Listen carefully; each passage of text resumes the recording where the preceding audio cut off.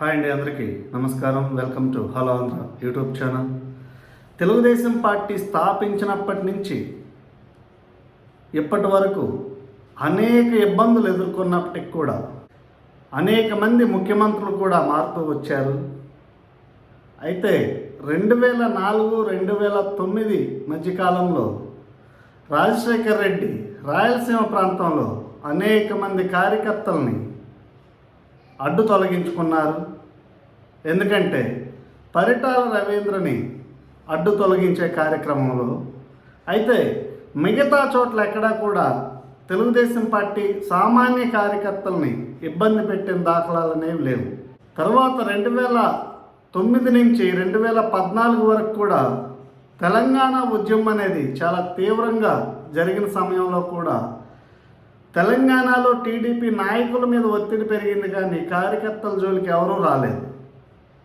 అయితే 2019, 24 మధ్యకాలంలో వైఎస్ జగన్మోహన్ రెడ్డి గారు ముఖ్యమంత్రి అయిన తర్వాత తెలుగుదేశం పార్టీ కార్యకర్తలే ప్రధాన టార్గెట్గా పనిచేశారు. కార్యకర్తలు ఎవరైనా సోషల్ మీడియాలో కానీ లేదంటే డైరెక్ట్గా కానీ ఏదైనా ఒక మాట మాట్లాడినా, ప్రభుత్వానికి వ్యతిరేకంగా ఒక పోస్ట్ పెట్టినా కూడా వారిని జైల్లో పెట్టి తీవ్రంగా హింసించడం అనేది జరిగింది.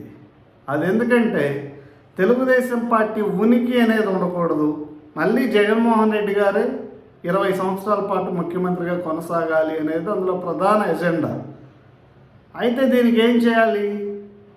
తెలుగుదేశం పార్టీకి హార్డ్ కోర్గా పనిచేస్తున్నటువంటి కార్యకర్తలను టార్గెట్ చేస్తే ఎవరూ మాట్లాడరు, పార్టీ అనేది నిర్వీర్యమైపోతుంది. అది ఫస్ట్ ప్లాన్. అంతేకాకుండా తెలుగుదేశం పార్టీ ప్రధాన నాయకులను కూడా హింసిస్తే, అంటే చంద్రబాబు నాయుడు గారిని కానీ లోకేష్ని కానీ, అది ఏ విధంగా హింసించాలి? కేసుల కంటే భయపడరు. వారి కుటుంబ సభ్యుల మీద వారి క్యారెక్టర్ని అసాసినేట్ చేసేలాగా మాట్లాడితే మానసికంగా వారి మీద ఒత్తిడి పెరిగి ఈ రాజకీయాలు ఎందుకు మనకి అని ఓ రకంగా సైకలాజికల్గా డిప్రెస్ అయిపోయి వారు యాక్టివ్గా పని చేయకుండా ఉంటారు. ఇదొక ప్లాన్. సో ఈ రకంగా చేసుకుంటూ ఎన్ని ఇబ్బందులకు గురి చేసినా కూడా చంద్రబాబు నాయుడు గారు, లోకేష్ గారు ఏ విధంగా మొక్కవోని ధైర్యంతో పనిచేశారో, తెలుగుదేశం పార్టీకి గ్రౌండ్ లెవెల్లో ఉన్నటువంటి కార్యకర్తలు కూడా అంతకన్నా ఎక్కువగా పనిచేశారు. అందువల్లనే మొన్న జరిగినటువంటి ఎన్నికల్లో అఖండ మెజార్టీతో తెలుగుదేశం పార్టీతో పాటు ఎన్డీఏ పార్టీ అభ్యర్థులు గెలవడం జరిగింది. అయితే ఆ టైంలో తెలుగుదేశం పార్టీ ద్వారా లబ్ధి పొంది, తెలుగుదేశం పార్టీ ద్వారా రాజకీయాల్లోకి వచ్చి, తెలుగుదేశం పార్టీ ద్వారా రాజకీయంగా ఎదిగిన చాలామంది నాయకులు ముఖం చాటేశారు. ఎవరు కూడా బయటకు వచ్చి ప్రభుత్వాన్ని కానీ వైఎస్ఆర్సీపీ పార్టీని కానీ డైరెక్ట్గా బహిరంగంగా విమర్శించిన దాఖలాలు కూడా లేవు. ఇంకో రకంగా చెప్పుకోవాలంటే ఆ పార్టీ నాయకులతో కలిసి వ్యాపారాలు చేసుకున్నారు, ఆ పార్టీ నాయకులతో కుమ్మక్కయ్యి అనేక రకాలుగా లబ్ధి పొందిన వాళ్ళు కూడా ఉన్నారు. అయితే ఎన్నికలైపోయి అఖండ మెజార్టీతో ఎన్డీఏ గవర్నమెంట్ అనేది ఫామ్ అయిన తర్వాత మొన్నటిదాకా ఎన్నో కష్ట నష్టాలు ఎదుర్కొని చంద్రబాబు నాయుడు గారు జైలుకి వెళ్ళినప్పుడు కేసులు పెట్టించుకొని ధర్నాలు, రాస్తారోకోలు చేసి పోలీస్ స్టేషన్లకు వెళ్ళినటువంటి కార్యకర్తలకి చాలా ఆవేదన అనేది కలుగుతుందని చెప్పుకోవాలి. ఎందుకంటే ఈ నాయకులు ఎవరు కూడా కార్యకర్తలను పట్టించుకోవట్లేదు. అంతేకాకుండా ఈ కార్యకర్తలు వారినేమి కాంట్రాక్ట్లు ఇవ్వమనో లేదంటే ఇంకోటో చేయమని అడగట్లేదు. కనీసం పార్టీకి పనిచేసిన వారికి గుర్తింపు అనేది కూడా లేదు, కనీసం పలకరింపు కూడా లేదు. ఎదురుపడ్డా కూడా వీడవడం మనకు తెలియదులే అన్నట్టు వెళ్ళిపోవడం. అంతేకాకుండా మొన్నటిదాకా ఎవరితో అయితే వీరు పోరాటం చేశారో వైఎస్ఆర్సీపీ కార్యకర్తల నాయకులు, వాళ్ళని కలుపుకొని వెళ్తున్నారు ఇప్పుడు తెలుగుదేశం పార్టీ నాయకులు. వీరికి న్యాయం జరగకపోగా వీరు ఇంత కష్టపడి పనిచేసి కేసులు పెట్టించుకొని రోడ్లెక్కి ఎవరి మీద ఫైట్ చేశారో అటువంటి వైఎస్ఆర్సీపీ నాయకులు కార్యకర్తలతో కలిసి తెలుగుదేశం పార్టీ నాయకులు సేల్ అవుతున్నారు, అంటే కలిసి ప్రయాణిస్తున్నారు. వీరిని కనీసం గుర్తించకపోగా వీరెవరో తెలియనట్టు ప్రవర్తిస్తున్నారు. ఇది తెలుగుదేశం పార్టీ కార్యకర్తల్లో చాలా తీవ్రమైన ఆవేదన కలిగిస్తుంది. అందరూ నాయకులు అలా చేశారని చెప్పట్లేదు. అనేక చోట్ల చాలామంది నాయకులు వారి ప్రవర్తన అనేది ఇలాగే ఉంది. అంతేకాకుండా ఎవరైతే తీవ్రంగా కష్టపడి పనిచేశారో వీళ్ళు రేపు వాళ్ళకెక్కడ పోటీ అవుతారో అనే ఒక ఇన్ఫీరియారిటీ కాంప్లెక్స్ కూడా వాళ్ళలో ఉందని చెప్పుకోవాలి. ఇవన్నీ పరిస్థితులన్నీ కూడా గమనిస్తూ ఉంటాయి. అలా అనేక చోట్ల జరుగుతూ ఉంది.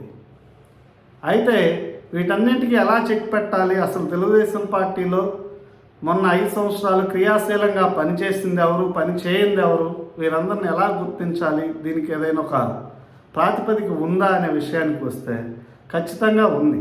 ఎందుకంటే నారా లోకేష్ గారు మొన్న ఎమ్మెల్యే అభ్యర్థులను ప్రకటించే విషయంలో ఎంత కసరత్తు చేశారో, ఎంత వర్కౌట్ చేశారో రూట్ లెవెల్లో, అదేవిధంగా ప్రస్తుతం అధికారంలో ఉన్నారు కాబట్టి ఇప్పుడు పార్టీ మీద దృష్టి పెట్టాలి. పార్టీలో ఎవరు క్రియాశీలకంగా పనిచేశారు, ఎవరు పని చేయలేదు, ఎవరు వైఎస్ఆర్సీపీ నాయకులతో అంటకాగారు, ఎవరు వారితో కలిసి వ్యాపారాలు నిర్వహించారు, ఇవన్నీ తెలుసుకోవడం పెద్ద కష్టమేం కాదు. ఆ విధంగా ఆ డేటా అంతా కూడా కలెక్ట్ చేసుకుని కొత్త వారిని ఎంకరేజ్ చేస్తూ కొత్త నాయకత్వాన్ని కానీ ప్రోత్సహించగలిగితే రాబోయే రోజుల్లో నారా లోకేష్ గారికి కూడా ఈ కొత్త నాయకత్వంతో చాలా ఉపయోగం ఉంటుంది. అంతేకాకుండా తన వర్గం అంటూ పార్టీలో తనకి లాయల్గా ఉండే నాయకులు కార్యకర్తలు అంటూ తయారవుతారు. అంతేకాకుండా ఇప్పుడున్నటువంటి హడావిడి చేసే బ్యాచ్ని నమ్ముకుంటే రేపు అధికారంలోకి వైఎస్ఆర్సీపీ ఎప్పుడైనా వచ్చిందనుకో మళ్ళీ అందరూ అందులోకి జంప్ అవుతారు.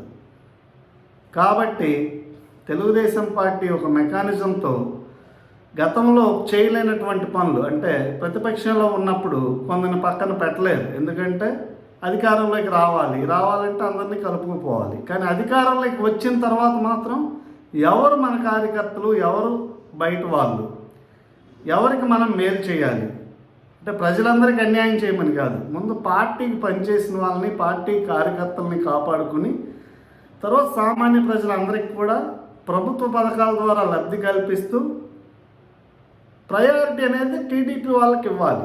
అంతేకాకుండా గ్రౌండ్ లెవెల్లో, మండల స్థాయిలో, గ్రామ స్థాయిలో తెలుగుదేశం పార్టీలో ఎవరైతే గోడ మీద పిల్లులు లాంటి నాయకులు ఉన్నారో వారందరినీ కూడా పక్కన పెట్టాలి. అంతేకాకుండా వాళ్ళకి రేపు నామినేటెడ్ పదవులు ఇచ్చి ఎవరైతే పార్టీకి అనుకూలంగా లేకుండా ఇప్పుడు పార్టీ అధికారంలోకి వచ్చిన తర్వాత బ్యానర్లు కడుతూ హడావిడి చేసే వాళ్ళకి నామినేటెడ్ పదవులు ఇస్తే రేపు పార్టీకి ఇంకా చెడ్డ పేరు వస్తుంది. ఎందుకంటే గ్రౌండ్ లెవెల్లో పనిచేసినటువంటి కార్యకర్తలను పట్టించుకోవట్లేదు, అలాంటి నాయకులకు పదవులు ఇచ్చారని చెప్పేసి రేపు రాబోయే కార్పొరేషన్ ఎన్నికల్లో కానీ లేదంటే పంచాయతీ ఎన్నికల్లో కానీ పార్టీకి క్రియాశీలకంగా బాగా యాక్టివ్గా పనిచేసిన కార్యకర్తలు దూరం అవుతారు. దూరం అవడం అంటే అంతకుముందు చేసినంత యాక్టివ్గా పనిచేయరు. కాబట్టి ఇవన్నీ కూడా దృష్టిలో పెట్టుకొని పార్టీ అనేది ప్రక్షాళన చేసుకుని రాబోయే రోజుల్లో సమర్థవంతమైన నాయకత్వాన్ని తయారు చేసుకుని ముందుకెళ్తే కానీ భవిష్యత్ అనేది ఉంటుంది. నేను మాట్లాడింది కొంత తెలుగుదేశం పార్టీ నాయకుల్ని బాధిస్తే బాధించుండొచ్చు. ఎందుకంటే ఇది మాత్రం వాస్తవం. ఇది కాదు అని ఎవరైనా అనుకుంటే మీకు ఎలాంటి సందేహాలున్నా కూడా కామెంట్స్ రూపంలో తెలియచేయండి. Thank you.